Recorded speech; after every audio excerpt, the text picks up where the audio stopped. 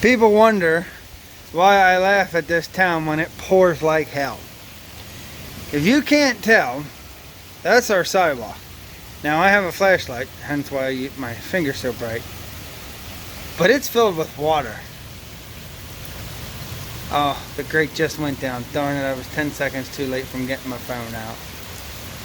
The grate over there was actually overfilled to where you couldn't see it.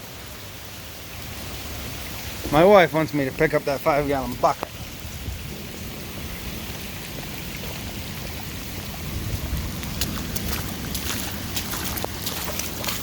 Ugh.